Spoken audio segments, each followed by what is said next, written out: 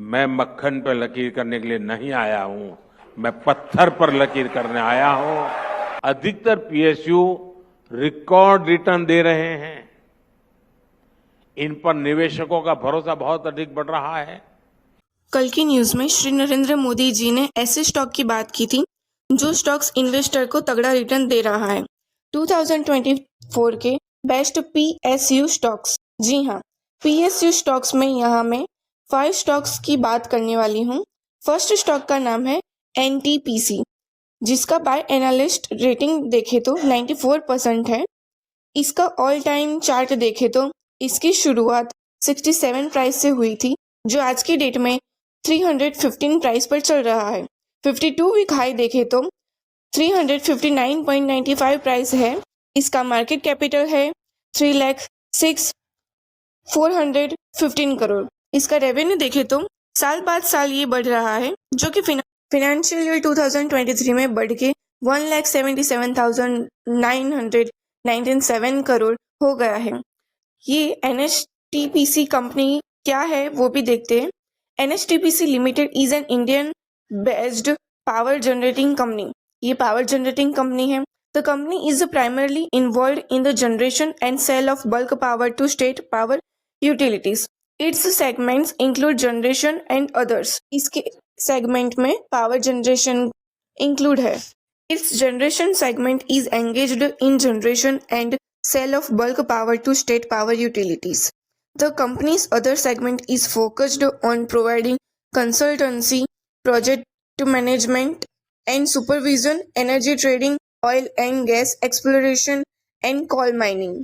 इसकी other segment का focus है प्रोजेक्ट मैनेजमेंट पर, कंसल्टेंसी प्रोवाइड करने पर, सुपरविजन करने पर, एनर्जी ट्रेडिंग करने पर, ऑयल एंड गैस का एक्सप्लोरेशन करने पर एंड कोल माइनिंग करने पर। सेकेंड स्टॉक का नाम है एनएचपीसी। आप सभी ने इसका नाम तो सुना ही होगा, बिकॉज ये अभी मार्केट में ट्रेंड कर रहा है। इसका बाय एनालिस्ट रेटिंग है 83%। इसकी शुरुआत 41.85 प्राइस पर हुई थी, जो आज की डेट में इसकी प्राइस 82.95 चल रही है। इसका 52 वीक हाई देखे तो 115.85 प्राइस पर दिख रहा है।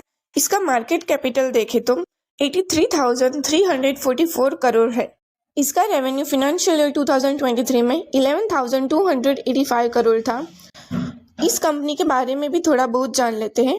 NHPC Limited is an Indian based company that is primarily involved in the generation and sale of bulk power to various power utilities. ये कंपनी बल्क में पावर सेल करती है। The company's other business activities include project management, construction, contracts, consultancy assignment services and trading of power. Third stock का नाम है कोल India, जिसकी bye analyst rating है 71% and इसकी शुरुआत 300 प्राइस से हुई थी, जो आज की डेट में 415 प्राइस हो चुकी है। इसका 52 वीक हाई देखे तो 487.60 है। इसका मार्केट कैपिटल है 2,55,753 करोड़। इसका फाइनेंशियल ईयर 2023 का रेवेन्यू देखे तो 1,44,803 करोड़ हो गया है।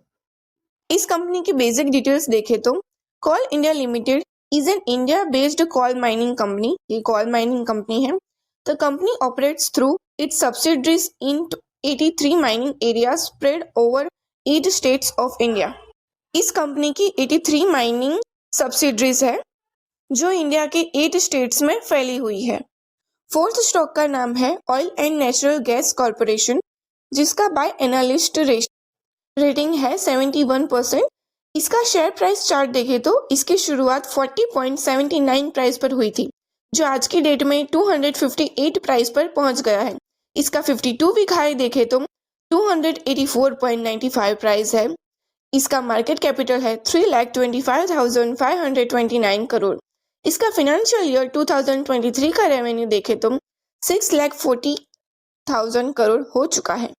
Oil and natural gas corporation limited is an India based crude oil and natural gas company.